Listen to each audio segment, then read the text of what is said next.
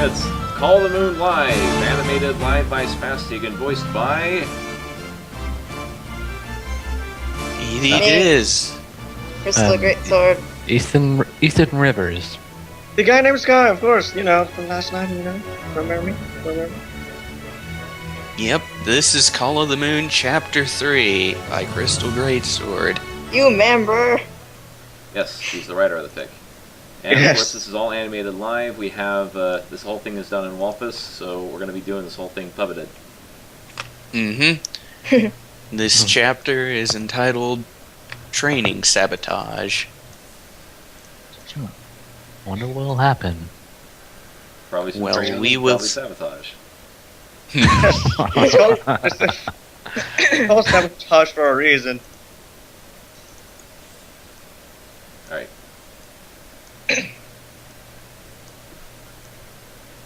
Alrighty. Alright. Are we starting? Yeah, Alright, I am ready. read away. Chapter 3, Training Sabotage. The next morning, Byakurin requested that Okami meet her in the temple's meeting room with her sword.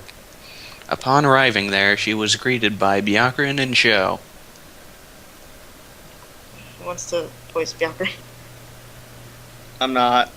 I think Spaz did a good Byakurin at once. Oh, Roy was Point. doing the voice, but I guess I can do an impersonation of Roy. Good morning, Okami. I trust your night at the temple was alright? Just fine, in fact. I slept here better than I ever did at home. Okami replied cheerfully. She pulled out her sword from its holster on her back and placed it on the table in front of Byakurin. You wanted me to bring my sword, didn't you? Ah yes, thank you, Okami. She spoke. Meanwhile, Sho leaned forward and took a closer look at the blade. May I do this? Very well. The way the metal is forged makes it seem rather brittle. Sho remarked.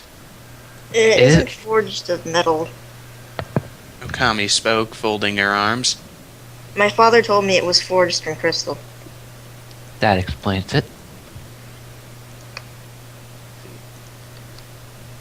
So, Okami, do you know the legend I heard about your sword?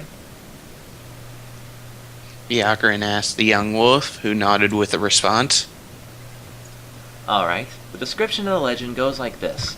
A blade of moonlight whose crystal blade hides an ancient and powerful secret. Byakurin recited. What's the ancient secret? Okami asked, raising an eyebrow curiously. Byakurin's eyebrows furrowed, and she brought a finger to her chin in thought. Strange. I don't remember. It's been so long since I last heard the legend.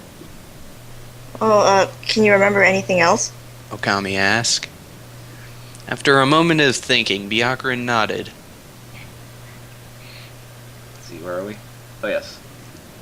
The power of the blade invoked through the heart and mind, seek after it, chosen wielder. She recited.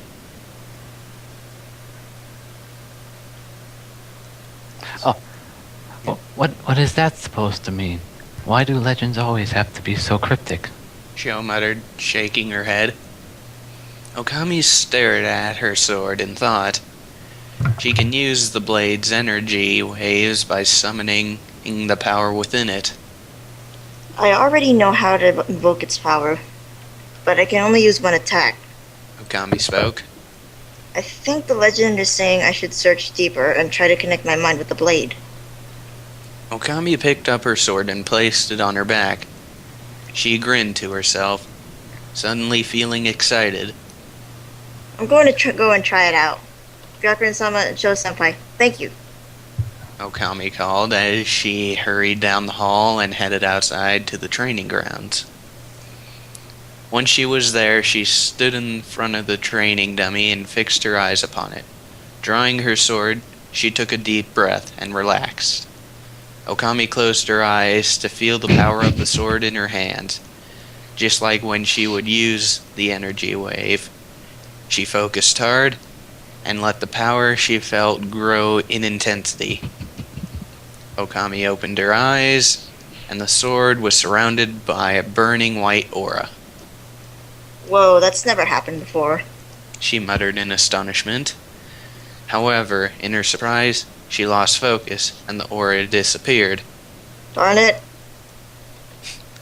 Okami closed her eyes and focused again.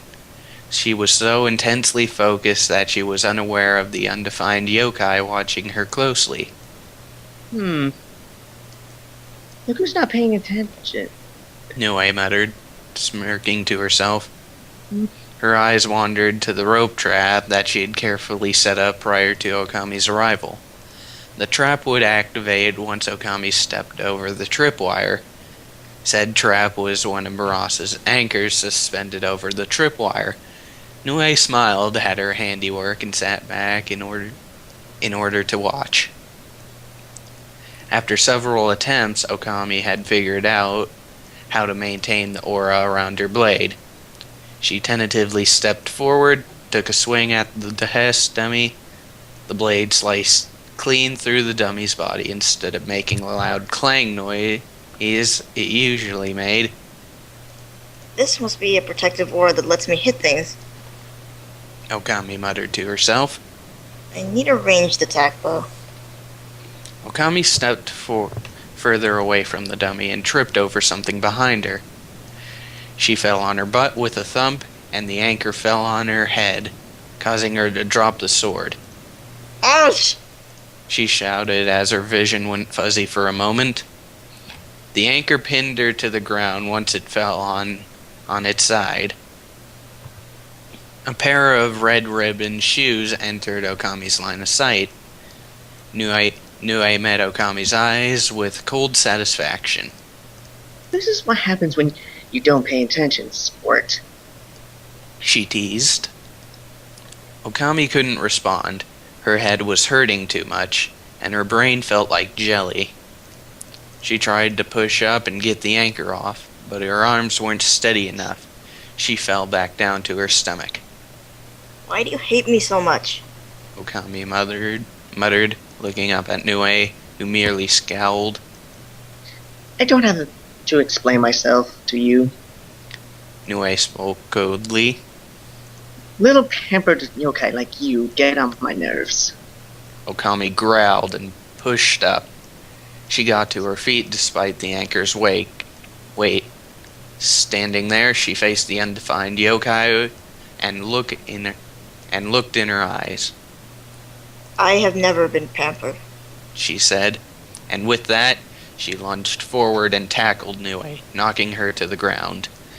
She drew an arm back for a punch, but it was stopped when Nue kneed her in the stomach. Okami rolled off Nue, clenching her gut and moaning in pain. She quickly got to her feet, just as Nue was lunging towards her for a punch. Okami drew back her arm, and the two of them punched each other in the face at the same time. Both yokai stepped back from each other, clenching their faces. They glared at each other, and words started to fly. You little squirt, you just had to go for the face. Can you aim anywhere else? What? I only aimed there because that's what you were doing. Suddenly, Okami heard footsteps. Many footsteps. The wolf saw the shapes of Byakuren, Kyoko, Murasa, and Nazarin come running around the corner.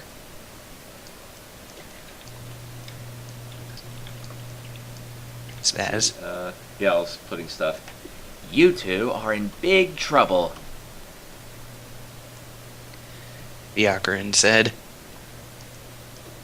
Actually, we skipped a line. It was what Yes. happened here. Oh, it's let's see Yes. where are we at. Yeah, what happened here? Byakuren demanded. Are you two fighting again? The color drained from Nue's face when she saw the small crowd gather around. Okami's ears lowered as she looked at her feet in shame. Okay, now You two are in big trouble. Byakuren said. Kami and Nue were pushed into a storage warehouse of the Mjorn Temple. Byakurin stood at the doorway, scowling.